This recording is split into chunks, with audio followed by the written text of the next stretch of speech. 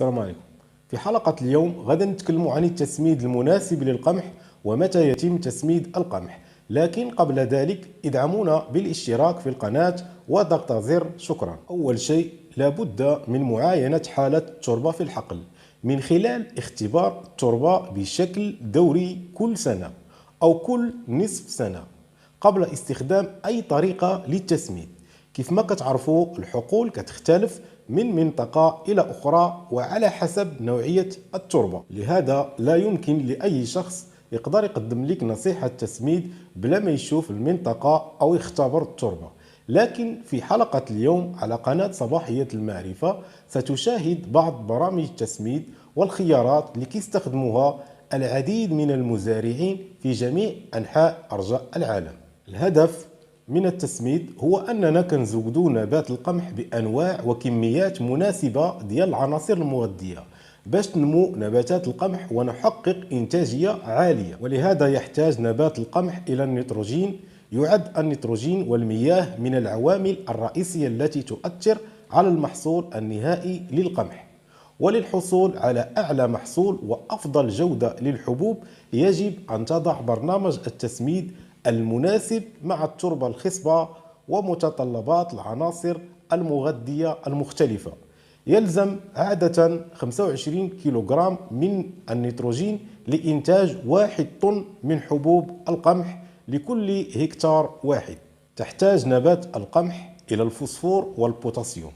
الفوسفور والبوتاسيوم من أهم المغذيات بعد النيتروجين لزراعة القمح. يتم إضافة إجمالي كمية أسمدة الفوسفور والبوتاسيوم إلى المحصول في مرحلة نصر البذور. التركيبات الشائعة للأسمدة الاصطناعية للعناصر المغذية الثلاثة الرئيسية هي النيتروجين والفوسفور والبوتاسيوم. تستخدم في التسميد الأول عند نصر البذور، والكمية اللازمة باش تحقق أقصى قدر من الإنتاجية حوالي 20 إلى 40 كيلوغرام من الفوسفور لكل هكتار. ولأن الفوسفات ما عندوش تأثير سلبي على إنبات البذور يمكن إضافته مع البذور أثناء نطرها، وتمتص نباتات القمح الفوسفور وينتقل إلى السنابل في مرحلة تكوين الحبوب، حيث يكون مطلوبا بدرجة أعلى. لكن مع ذلك كله الإفراط في استخدام أسمدة الفوسفور بالأخص في فصل الشتاء يقدر يؤدي إلى تقليل تحمل نباتات القمح لصقيع الشتاء. نبات القمح يحتاج أيضا إلى البوتاسيوم بشدة في وقت مبكر من نموه وخلال نمو الساق والرأس.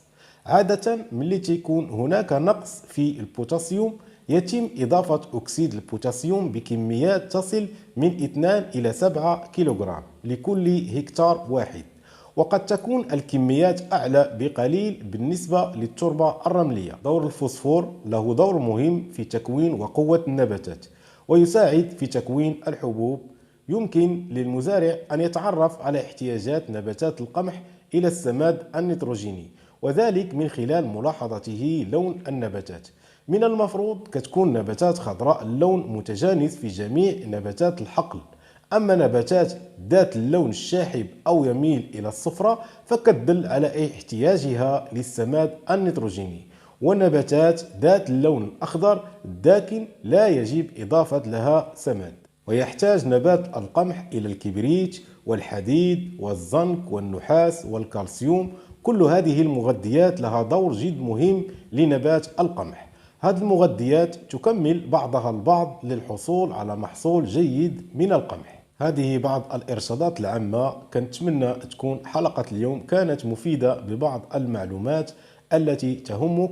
إن كنت مهتما بمثل هذه المشاريع المربحة والمعلومات اشترك الآن في القناة ليصلك الجديد.